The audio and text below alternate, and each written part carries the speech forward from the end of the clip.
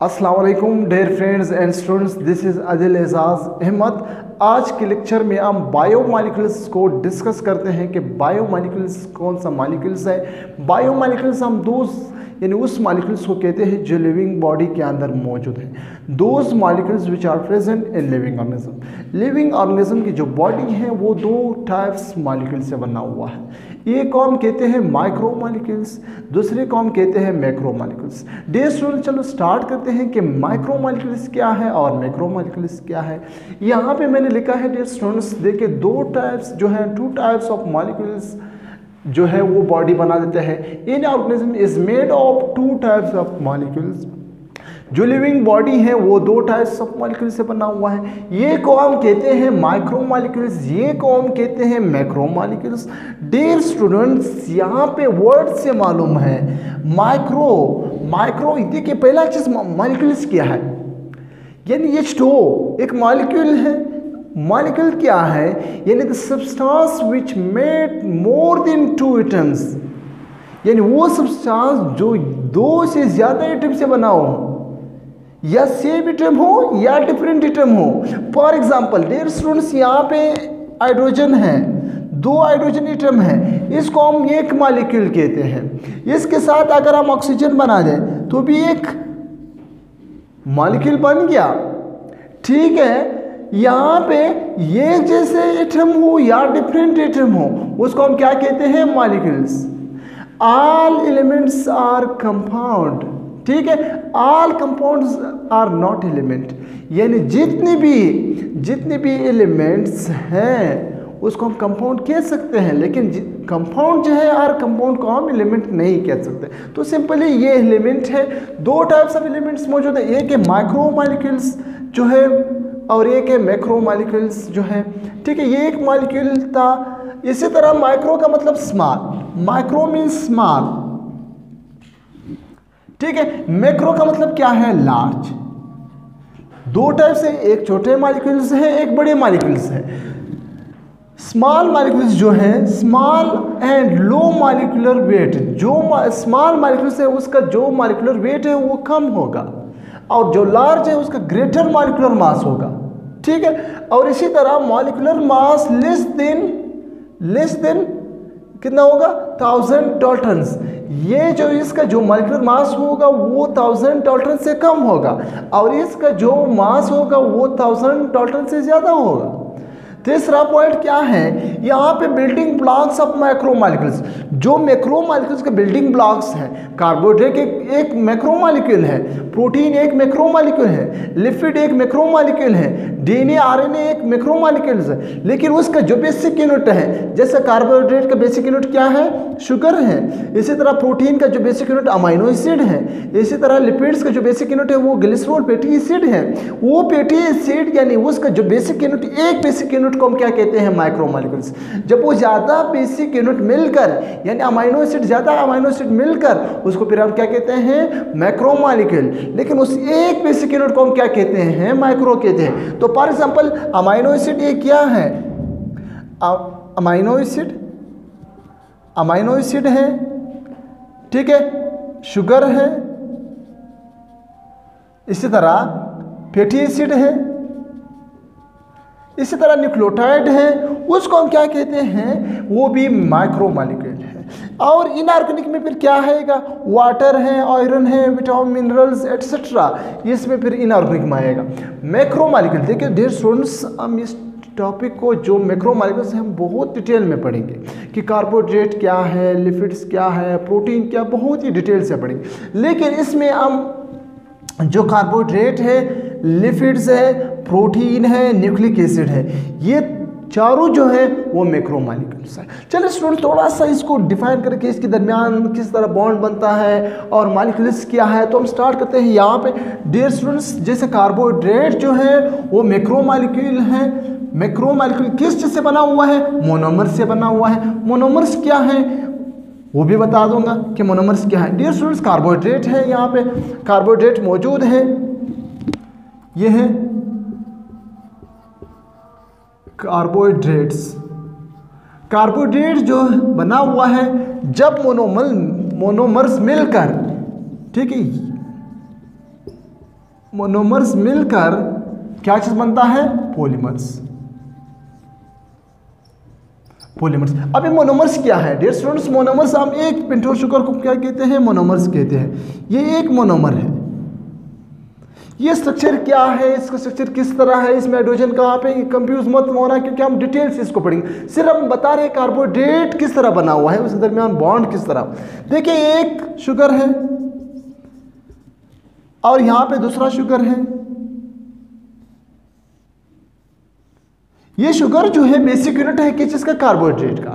ठीक है, यहां पे शुगर के दरमियान क्या होता है? यहां से डिहाइड्रेशन होता है यानी वाटर रिलीज होता है, H2O निकलता है और यहाँ पे बॉन्ड बनता है। जब यहाँ से वाटर निकल गया, डिहाइड्रेशन या इसको हम कंडेंसेशन भी कहते हैं, डिहाइड्रेशन या कंडेंसेशन हुआ, यहाँ पे दरमियान में जो बॉन्ड बनता है उस बॉन्ड को हम क्या कहते हैं?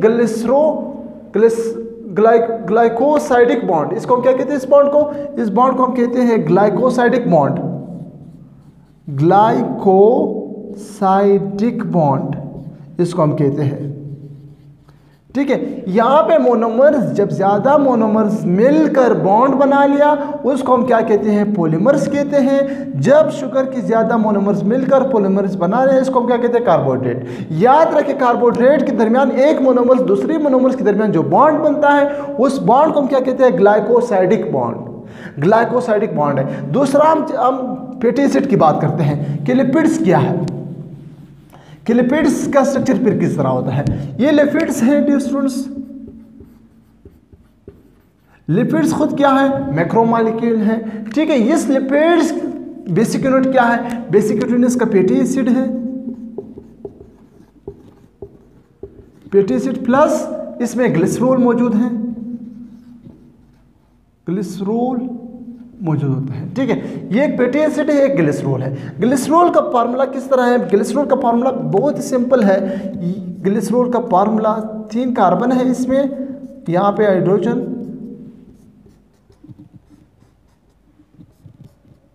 OH, OH, OH, ये एक ग्लिसरॉल है। लेकिन याद रखें ग्लिसरॉल के साथ 3 फैटी एसिड अटैच होता है। फैटी एसिड का स्ट्रक्चर किस तरह है? फैटी एसिड का स्ट्रक्चर इस तरह है, बिल्कुल फैटी एसिड है, उसमें एक अल्काइल ग्रुप है और यहाँ पे OH मौजूद होता है।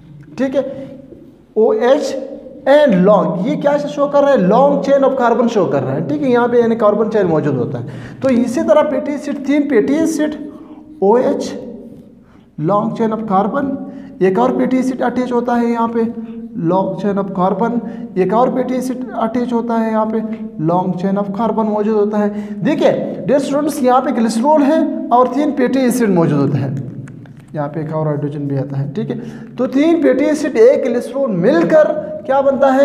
लिपिड्स बनता है। यानी लिपिड्स का जो बेसिक यूनिट है वो फैटी एसिड एंड ग्लिसरॉल है। लेकिन इस दरमियान में बॉन्ड किस तरह होता है? यहाँ पे भी डिहाइड्रेशन होता है, यहाँ पे भी कंडेंसेशन होता है। डिहाइड्रेशन मैंने बताया, डिहाइड्रेशन उसको कहते हैं जब वाटर किसी कंपाउंड से रिलीज होता है। ठीक है, या कंडेंसेशन हम उसको कहते हैं जब 2 मॉलिक्यूल्स आपस में ज्वाइन हो जाते हैं। तो यहाँ पे भी क्या होता है? वाटर रिलीज होता है। देखिए डियर स्टूडेंट्स, यहाँ से H2O निकल गया, यहाँ से भी H2O निकल गया, यहाँ से भी H2O निकल गया। 3 यानी 3 मॉलिक्यूल्स निकल गया किस चीज़ का? वाटर का। यहाँ पे H2O निकल गया। ठीक है, 3 मॉलिक्यूल्स वाटर का निकल गया। लेकिन डियर स्टूडेंट्स, यहाँ जो बॉन्ड बनता है उस बॉन्ड को हम क्या कहते हैं? यहाँ जो बॉन्ड बनता है लिपिड्स, फैटी एसिड और ग्लिसरॉल के दरमियान जो बॉन्ड बनता है उस बॉन्ड, यहाँ पे जो बॉन्ड बन गया, इस बॉन्ड को हम क्या कहते हैं? इस बॉन्ड को डियर स्टूडेंट्स हम कहते हैं एस्टर बॉन्ड। इस बॉन्ड को हम क्या कहते हैं? एस्टर बॉन्ड कहते हैं। ये था लिपिड्स का। अब प्रोटीन का क्या है डियर स्टूडेंट्स? प्रोटीन का भी बहुत सिंपल है। प्रोटीन का जो बेसिक यूनिट है वो अमाइनो एसिड है। अमाइनो एसिड की एक अमाइनो एसिड दूसरे अमाइनो एसिड के साथ जब बॉन्ड बना देते हैं उस बॉन्ड को हम पेप्टाइड बॉन्ड कहते हैं। यहाँ पे अमाइनो एसिड प्रोटीन है, प्रोटीन है। प्रोटीन का बेसिक यूनिट क्या है? अमाइनो एसिड है, अमाइनो एसिड है डियर स्टूडेंट्स। अमाइनो एसिड क्या होता है? अमाइनो एसिड खुद किससे बना हुआ है? अमाइनो एसिड का फार्मूला ये है, कार्बन है यहाँ पे 2 हैं and alkyl in long chain carbon है और कार्बोक्सिल ग्रुप मौजूद होते हैं। ये एक अमाइनो एसिड, इसी तरह ज़्यादा अमाइनो एसिड मिलकर क्या चीज़ बनता है, प्रोटीन बनता है। किस तरह बनता है, यहाँ पे एक बार फिर मैं इसका स्ट्रक्चर बना दूंगा। ये अमाइनो एसिड जो मौजूद है उसका स्ट्रक्चर बिल्कुल इस तरह है। ये अमाइनो एसिड मैं बना रहा हूँ, ये क्या है, अमाइनो एसिड है OH। ये एक अमाइनो एसिड है डियर स्टूडेंट्स। देखिए अमाइनो एसिड में एक अमाइनो ग्रुप है, इसको हम क्या कहते हैं, इसको हम अमाइनो ग्रुप कहते हैं, इसको हम कहते हैं अमाइनो ग्रुप कहते हैं, ठीक है। और इसको हम क्या कहते हैं, कार्बोक्सिल ग्रुप मौजूद होते हैं। ये था एक अमाइनो एसिड। यहाँ पे एक और अमाइनो एसिड मौजूद है, कार्बन है, यहाँ पे NH long chain of carbon, carboxyl group OH।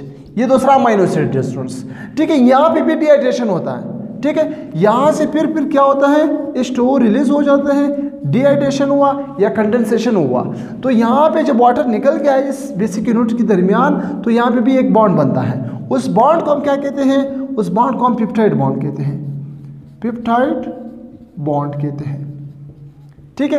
ये था प्रोटीन का, हम डिटेल से पढ़ेंगे, कंफ्यूज मत होना कि ये बॉन्ड किस तरह बनता है क्या है, हम डिटेल से पढ़ेंगे, लेकिन थोड़ा सा हम बता रहे हैं। दूसरा है nucleic acid. Nucleic acid dear students आप लोगों को मालूम है DNA RNA को हम क्या कहते हैं, न्यूक्लिक एसिड कहते हैं। तो DNA RNA में जो बॉन्ड बनता है वो किस तरह बनता है, न्यूक्लिक एसिड जो है,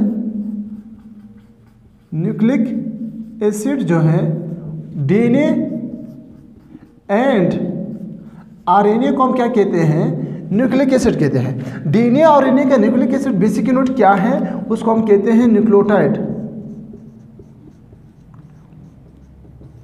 nucleotide is the basic unit of DNA and RNA, ठीक है। ये न्यूक्लियोटाइड जो है वो बेसिक यूनिट है DNA का, लेकिन न्यूक्लियोटाइड फॉर एग्जांपल न्यूक्लियोटाइड खुद किससे बना हुआ है, याद रखिए न्यूक्लियोटाइड 5 चीज़ों से बना हुआ है। एक पेंटोज शुगर इसमें मौजूद है, एक नाइट्रोजनस बेस है, एक फॉस्फेट ग्रुप मौजूद होते हैं। ये एक न्यूक्लियोटाइड है। इसी तरह एक और न्यूक्लियोटाइड अटैच हो जाते हैं, इसी तरह एक और न्यूक्लियोटाइड अटैच हो जाते हैं, नाइट्रोजनस बेसिस मौजूद होते हैं। इस तरह नाइट्रोजनस बेसिस है, फॉस्फेट है। यहाँ पे एक न्यूक्लियोटाइड में क्या है, पेंटोज शुगर है, नाइट्रोजनस बेस है एंड फॉस्फेट ग्रुप है। दूसरे न्यूक्लियोटाइड में भी सेम है। तो ये न्यूक्लियोटाइड जो है बेसिक यूनिट DNA RNA का है। यहाँ पे बॉन्ड बनता है, यहाँ पे बॉन्ड बनता है। इस बॉन्ड एक न्यूक्लियोटाइड दूसरे न्यूक्लियोटाइड के दरमियान जो बॉन्ड बनता है उस बॉन्ड को हम क्या कहते हैं, phosphorus diester bond, phosphorus diester bond कहते हैं, ठीक है डियर स्टूडेंट्स। ये तो सिर्फ इंट्रोडक्शन था मैक्रोमॉलिक्यूल्स का। आई होप आप लोगों को समझ आया है, अगर नहीं है नो प्रॉब्लम, क्योंकि इसको हम डिटेल से पढ़ेंगे। ये सिर्फ मैंने इंट्रोड्यूस किया कि जो बॉन्ड्स है, देखिए 4 चीज़ें आप लोग याद रखें। ये क्या है, कार्बोहाइड्रेट के जो बेसिक यूनिट है वो पेंटोज शुगर यानी उसको शुगर कहते हैं, लेकिन कार्बोहाइड्रेट के जो बेसिक यूनिट के दरमियान जो बॉन्ड है उस बॉन्ड को आप लोग लाजिमी दिमाग में रखें, उस बॉन्ड को हम कहते हैं ग्लाइकोसाइडिक बॉन्ड।